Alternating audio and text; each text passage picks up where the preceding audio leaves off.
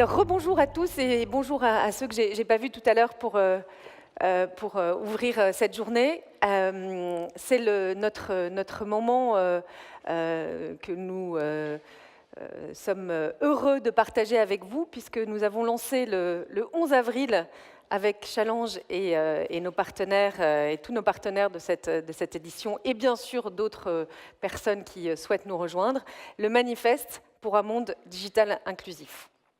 Alors, juste peut-être d'abord pour rappeler l'historique et pourquoi le 11 avril on a lancé ce manifeste et l'histoire qui vient avant.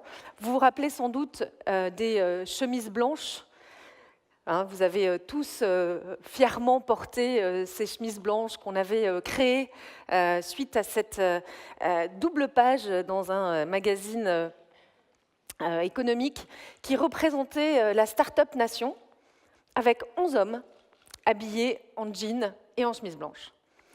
Donc notre son n'a fait qu'un tour et nous avons imaginé une riposte avec 14 femmes entrepreneurs et on était derrière la Tour Eiffel, pareil, pour représenter la Start-up Nation au féminin. Et puis, Challenge, Anne-Marie Rocco a fait écho de cette riposte. Et puis, pour aller encore plus loin ensuite, on a voulu créer une ligne de chemises blanches qui était vendue l'année dernière et qui d'ailleurs continue à être vendue sur le site de la Redoute, en popeline, très jolie, avec des verbes d'action que vous pouvez encore imaginer pour vous aujourd'hui si vous le souhaitez. Vous avez compris, c'est un symbole, c'est aussi derrière tout ce qu'on fait de passer à l'action et grâce à nos partenaires médias qui font le relais de ça.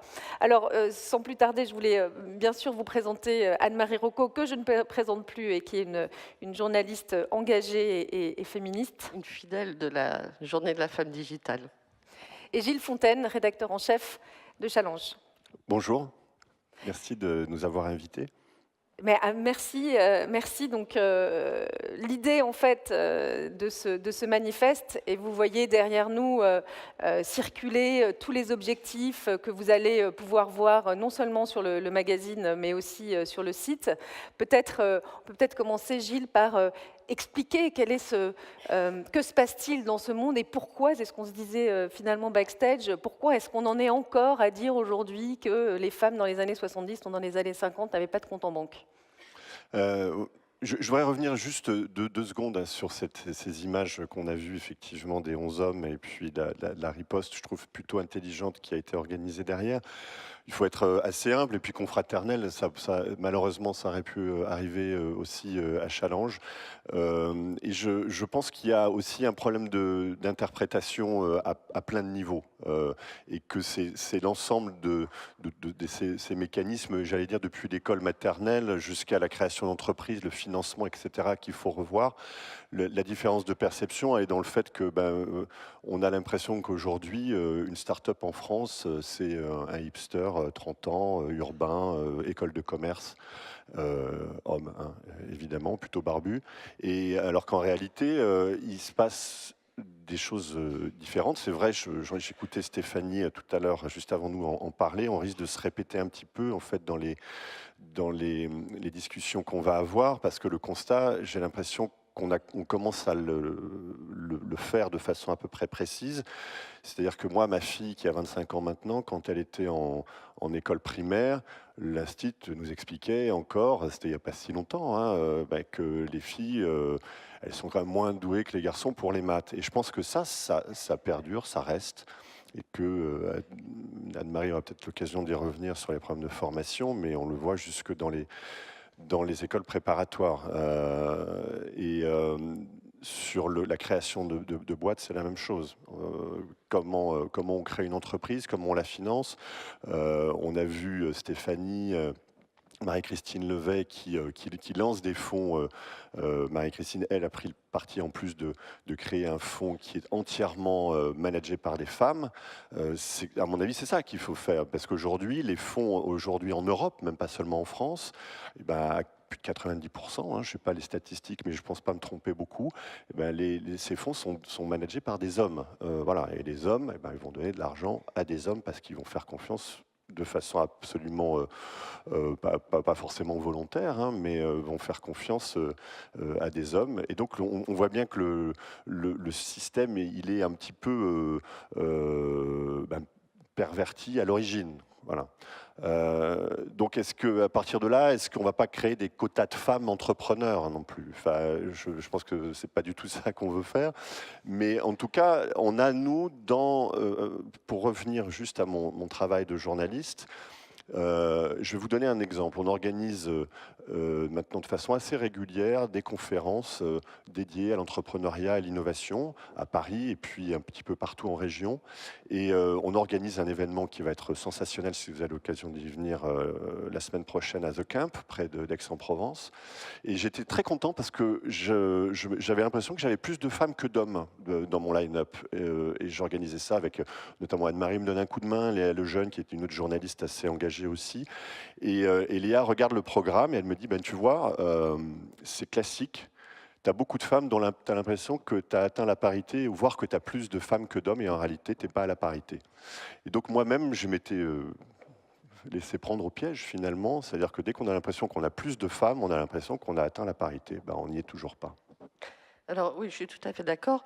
Et je voudrais revenir sur la question de Delphine. Pourquoi est-ce que finalement on ressasse toujours ces histoires qui ne sont pas si vieilles sur les femmes qui n'avaient pas de compte en banque, sur le fait, je le rappelle, que les grandes écoles, à part Sciences Po, étaient fermées aux femmes jusqu'à la fin des années 70.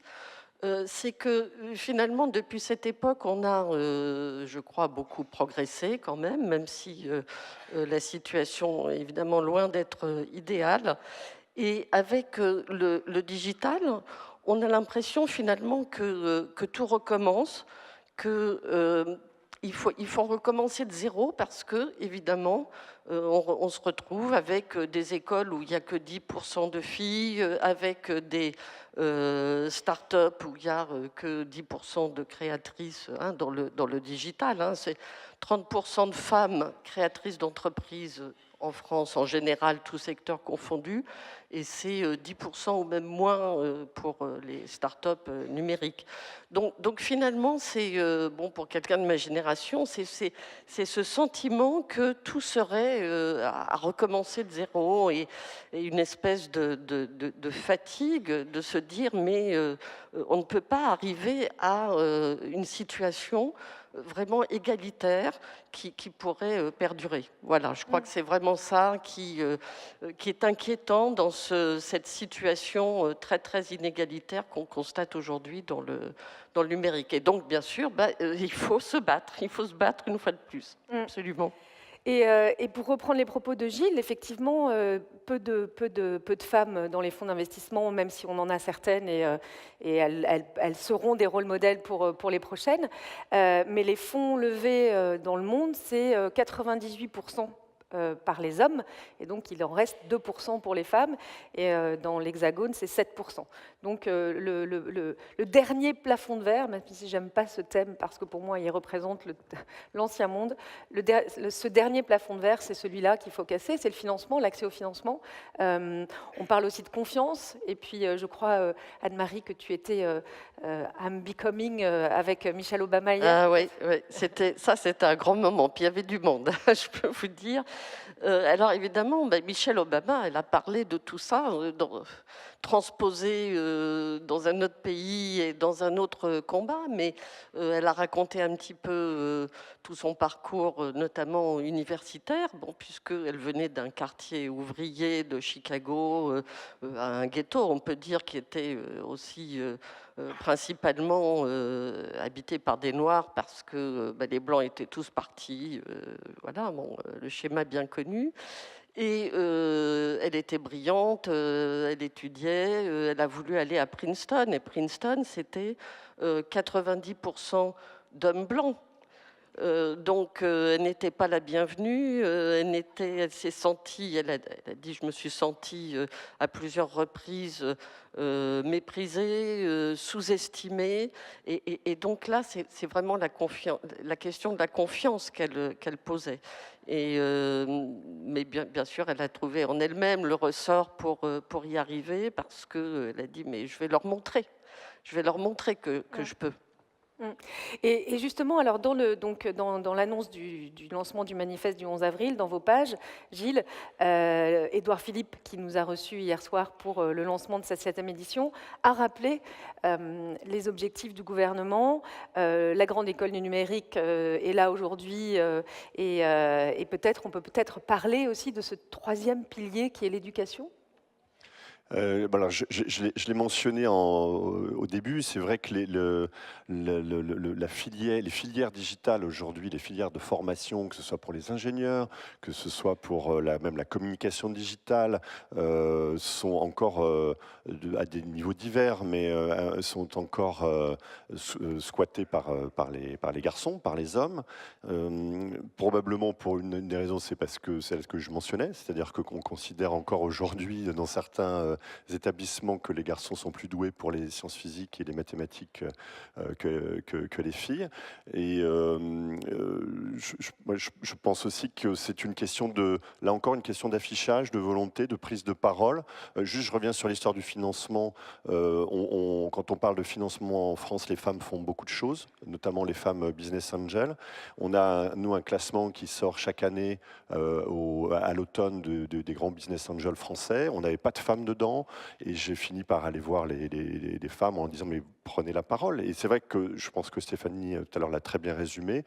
Aujourd'hui, il y a encore une forme d'humilité ou je ne sais pas comment le traduire, de pudeur par rapport aux hommes qui, eux, aiment bien raconter leur itinéraire, leur parcours, leur réussite. Chez les femmes, c'est pas encore évident.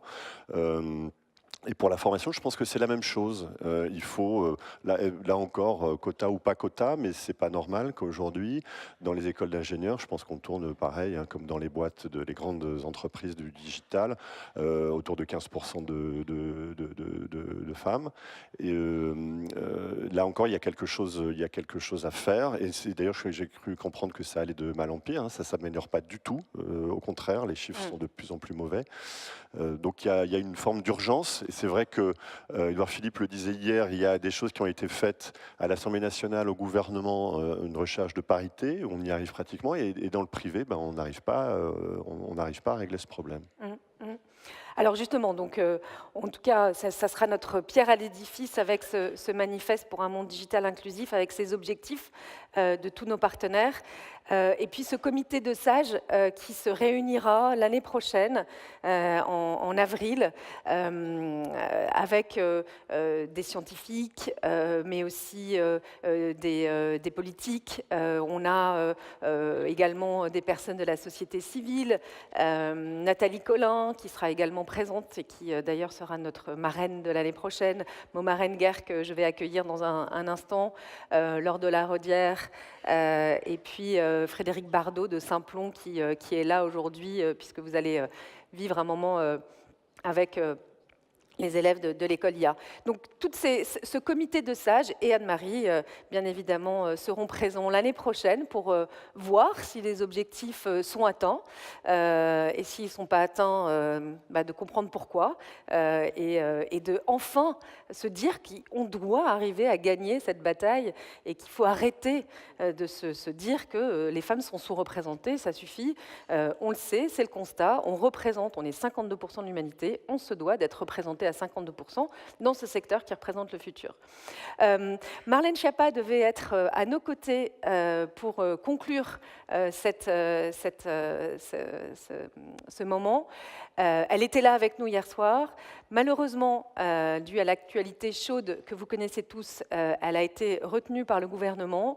Elle a tenu à ce que je vous livre ce message. Elle nous accueillera l'année prochaine pour ce comité de sages dont elle fera partie et elle va suivre de près tous ses engagements et ses objectifs. Merci beaucoup Anne-Marie, merci Gilles. Merci. De faire écho de ça. Merci.